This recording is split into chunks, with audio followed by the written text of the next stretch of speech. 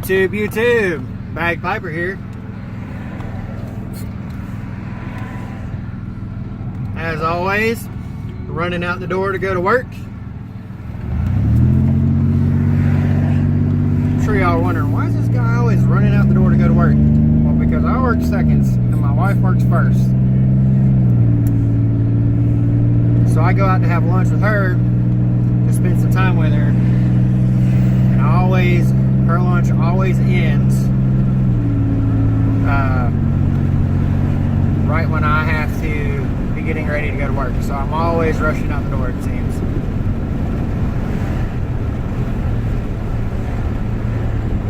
Today, on the ride to work,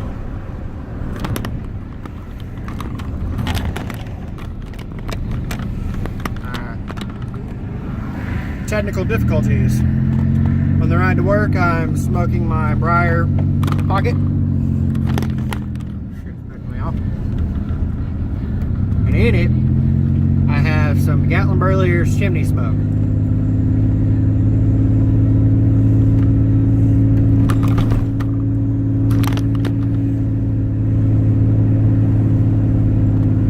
And I can't help but laugh about this video. Ghost Cobb, doing this one for you in the truck. I was going to do this video sitting down on the back porch, but I actually have notes.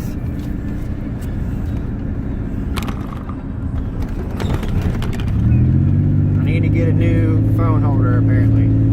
So anyways, because it's Friday, Ghost Cobb did a five for Friday, top 5 Friday, something like that. He did a shout out, which I'm going to do that soon. But today I thought it would be interesting to see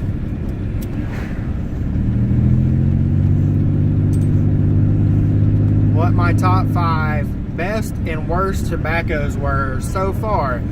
I know people normally do this at the end of the year and compile everything that they've done over the whole year, but I've only been smoking for a couple of months to begin with, and secondly, I think it'll be interesting to see where I'm at right now versus where I'm going to be at the end of the year, and then at the end of 2018 I can look back and see where I'm at over a year. So let's get rid of the vegetables before we get to the dessert. I don't have a top 5 worst, but I do have a top 3.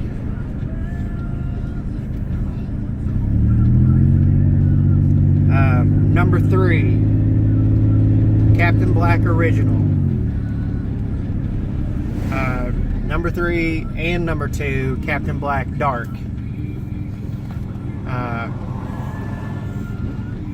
Those are in no particular order and can interchange with each other. And I'm not going to say that they were like, oh, they were the worst and I'll never smoke them again. I probably won't smoke them by themselves again.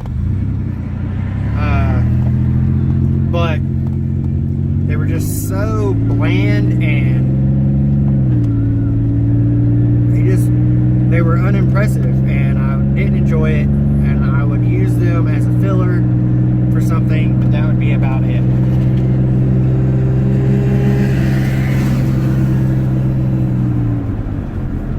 However, number 1 on my list of worst, I am saying was the worst,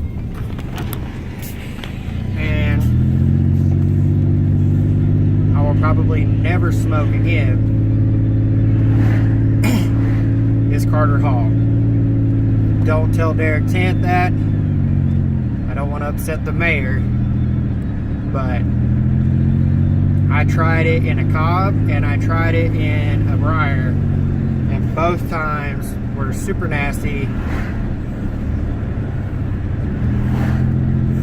I totally felt like I was smoking a cigarette, which I hate. I'm 4 years cold turkey on cigarettes, and I don't know why I ever started smoking cigarettes in the first place, and I don't want that flavor back. And I'm sure it's because it was a Burley, and it was just a generic Burley and you know, that's what they use in cigarettes or whatever. I don't know. Hated it. Won't smoke that again. Now for the dessert, top 5 tobaccos, and I do have 5, and actually I have an honorable mention as well. These are tobaccos that I go to a lot, or have been. I got a bunch of new ones in, a lot of new ones in, so this list is bound to change as I try them.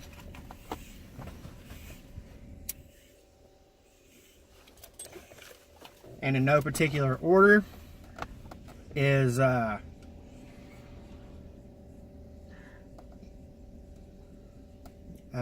Burleyer's Chimney Smoke. It's a Cavendish. This stuff is amazing,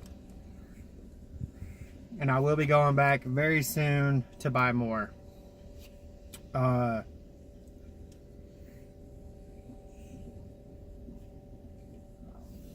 Lane 1Q and BCA. I love BCA by itself. I love 1Q by itself, but combined together makes Lane's Delight, which, if y'all have watched any of my videos, you know I enjoy smoking Lane's Delight. That is seriously one that I could smoke all day long, every day. I could reach for it time and again and not have an issue with it.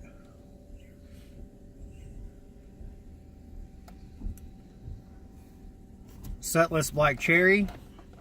That one's probably down towards the bottom of the list, but it was still good enough that I put it on the list. Frogmorton Cellar. It's currently the only Frogmorton that I've had, but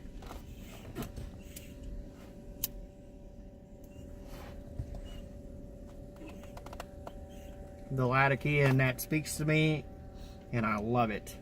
And I will be doing a review on that shortly, so I'm not going to get into it now. And then number 5 is a new one that I just tried for the first time last night and then had again this morning, and that would be Balkan Sobrani.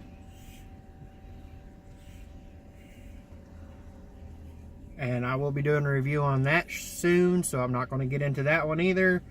But same thing with the Frogmorton. The Latakia in the Sobrani was quite delicious. And then honorable mention goes to I'm pretty sure this is a personal blend of one of the guys on Pipes by Numbers, and he calls it Aero Monster. And if you count the Hobbit's weed that's in it, if you count their individual blends, there is 11 blends in this Aero Monster. It is quite expensive, which is probably why he does not come off of it very often. But it is very, very good, very tasty.